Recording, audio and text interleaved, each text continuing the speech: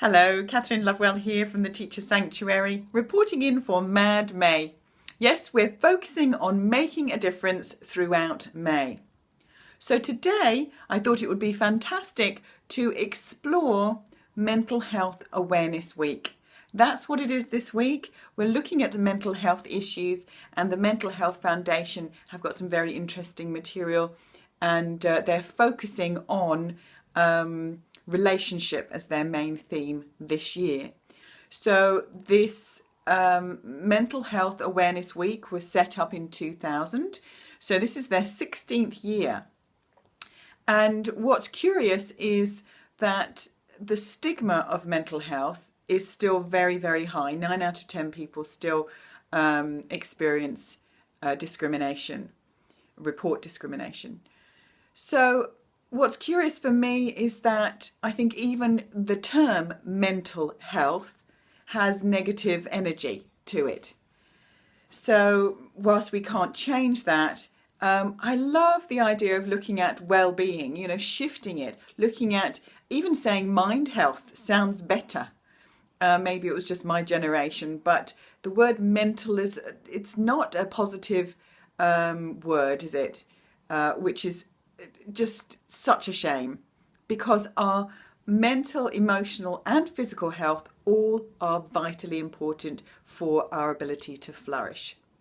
Anyway, so today I thought it would be great for us to look at how we can make a difference, as relationship is the theme for Mental Health Awareness Week, to explore what you can do to improve, make a difference to your well-being, your mental health, your mind, body, spirit health, through improving relationships, addressing perhaps the issues that are tough to address.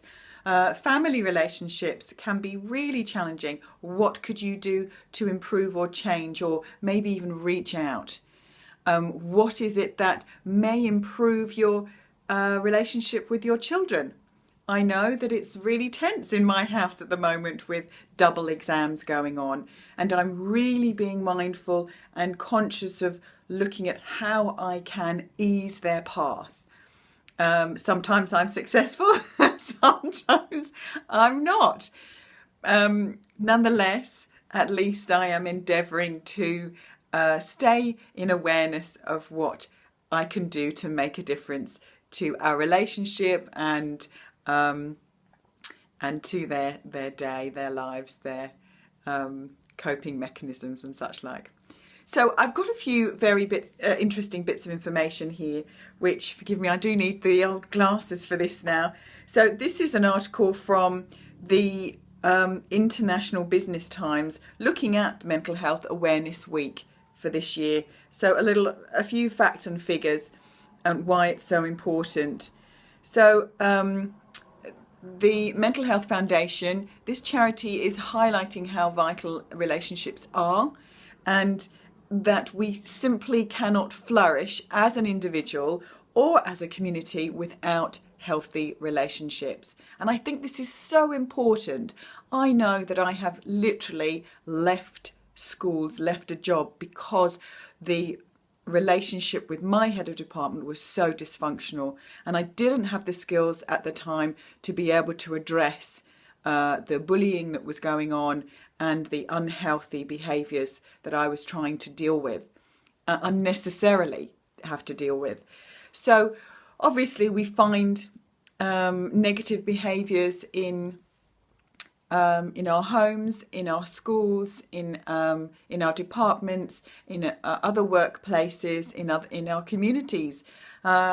Even, there's just, I suppose, from a spiritual perspective, we'd say there's ego playing out. And that's an interesting challenge. So my invitation today for making a difference to your mental health and well-being, and to raise awareness for mental health issues for others, is to open your heart, release that ego of needing to be right, and to actually just reach out and keep your heart open, opening into a mindful place that is non-judgmental. Hugely challenging. As a human being, we are wired to be judgmental. We have to judge the speed of that car. We have to judge whether that person looks threatening or not. We are hardwired in our DNA to make sure we stay safe. We have to survive. That's our programming. So it's very curious that relationships can either make or break that. They can be very threatening. People handle different situations differently, and we all handle stress differently. So let's have a little bit more information, which I found really interesting. If you are struggling with any issues, please know you can get in touch with, there's lots of organisations that can support you with any mental health issues, such as obviously the Mental Health Foundation themselves. If there's a crisis situation, you can call the Samaritans and just have a look at perhaps even Citizens Advice, or even go to a practitioner that you feel safe with. Okay, so to know that you are not alone, this is quite disturbing statistics. 1 in 4 people in England will experience a mental health problem at any given year.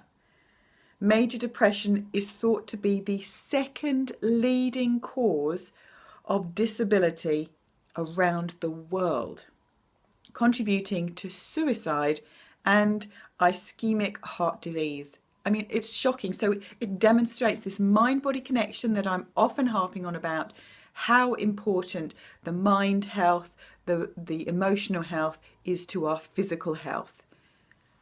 And of course, vice versa. It can work both ways. 1 in 10 young people will experience a mental health problem. And 9 out of 10 people with mental health problems experience stigma and discrimination. We've talked about that. So women are more likely to experience common mental health problems than men. They're twice as likely to be diagnosed with anxiety disorders. And of course, this is the most shocking statistic I found. There were 8.2 million cases of anxiety in Britain in 2013. They're obviously the most up-to-date stats they have. So there's lots and lots of information that you can look at. You can keep it simple for M.A.D May. Make a difference simply by looking at what relationships are functional and what relationships are dysfunctional in your life, and start with yourself. And then that will have this wonderful ripple effect that when you are taking care, taking care of your well-being, taking care of your relationships, even if that means that you do have to go to some form of counselling or a support mechanism or have some interventions, it's worth it, because we know there is a significant correlation between healthy relationships and your well-being. All right, well, that's a longer M.A.D May than I usually do, but a very, very important week, a very, very important message, very, very important information. If you would like to contact me, please do, and I can point you in the right direction or give you some resources that may be helpful just to manage the challenges of relationships in school. It's a big one, but most importantly, as you know, I'm a believer in having a really healthy, wholesome relationship with yourself. Start with that and keep those beautiful connections going with your heart, mind, body, and of course with the people that you value and love in your life. Anyone that's perhaps not supporting your well-being, your ability to flourish, is maybe damaging your well-being, then perhaps look long and hard at making some choices about moving away from anyone that is harmful to your health, mind, body or spirit. All right, well, that's it from me. I hope you found that interesting. If you didn't know it was Mental Health Awareness Week, there's lots on the web you can find out more. And remember to take great care of yourself, nurture yourself, your relationship with yourself and with others, so that you can have a nourishing and flourishing life. Until next time, remember, you do and can always make a difference.